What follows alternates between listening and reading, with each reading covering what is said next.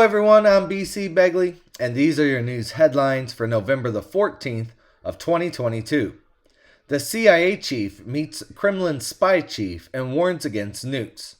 United States Central Intelligence Agency Director William Burns was expected to caution President Vladimir Putin's top spy chief at talks on Monday regarding the consequences of any use of nuclear weapons and to raise the issue of U.S. prisoners in Russia, a White House official has said.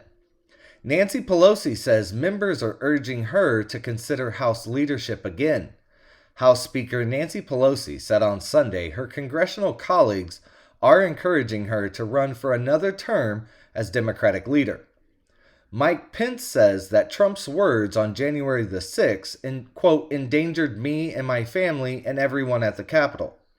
Former Vice President Mike Pence said during an exclusive interview with ABC's World News Tonight anchor David Muir that former President Donald Trump's rhetoric was, quote, reckless as a mob of his supporters ransacked the Capitol last year, with Mike Pence and others temporarily forced into hiding. John Kelly claims that Trump wanted the IRS to investigate his foes. While in office, President Donald Trump repeatedly told John Kelly, his second White House chief of staff, that he wanted a number of his perceived political enemies to be investigated by the Internal Revenue Service, John Kelly has claimed. Zelensky calls liberation of Kherson, quote, the beginning of the end. Ukrainian President Volodymyr Zelensky made a triumphant visit to the newly liberated city of Kherson on Monday, hailing the Russian withdrawal as, quote, the beginning of the end of the war. But he also acknowledged the heavy price Ukrainian soldiers are paying in their grinding effort to push back the invading force. A rare 3.0 magnitude earthquake rattles northwest Louisiana town, geologists say. A rare 3.0 magnitude earthquake struck near Shreveport, Louisiana over the weekend, according to the United States Geological Survey. Amazon reportedly plans to lay off about 10,000 employees starting next week.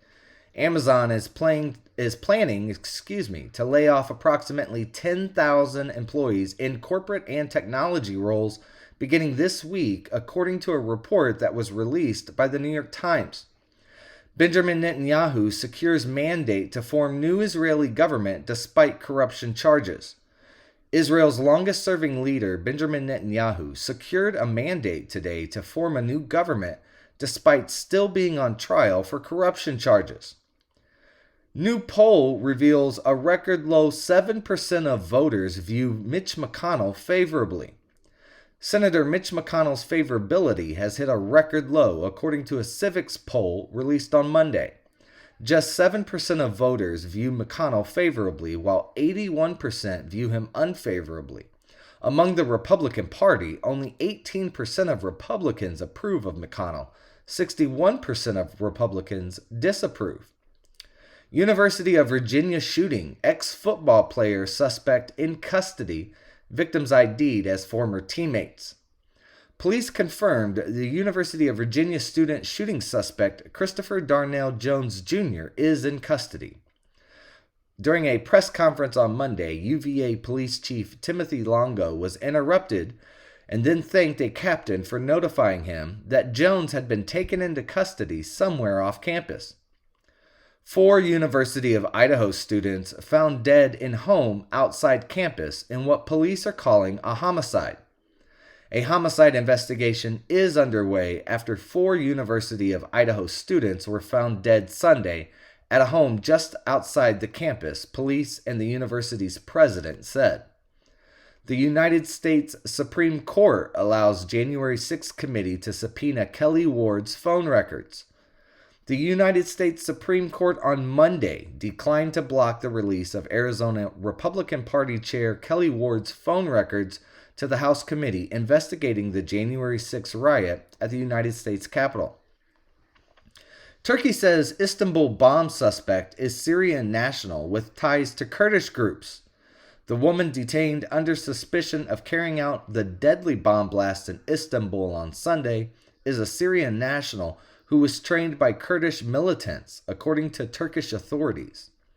Hong Kong is furious as protest song replaces Chinese anthem at match.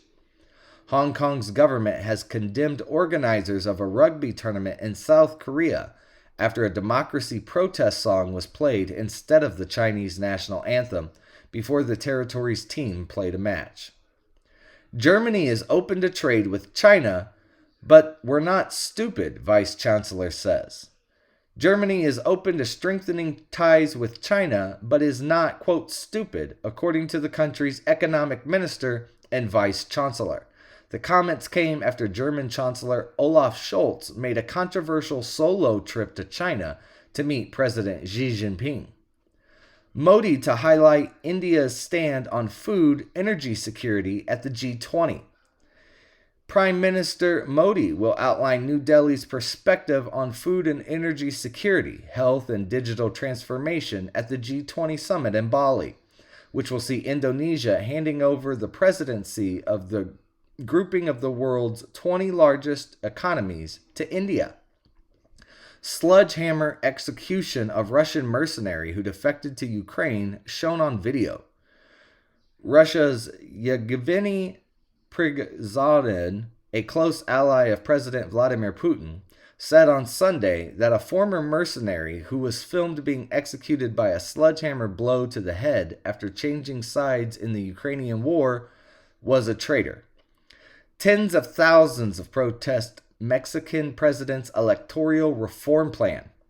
Tens of thousands took to the streets in Mexico on Sunday to protest President Manuel López Obrador's plan to overhaul the country's electoral commission in what they fear would concentrate power into the hands of the government.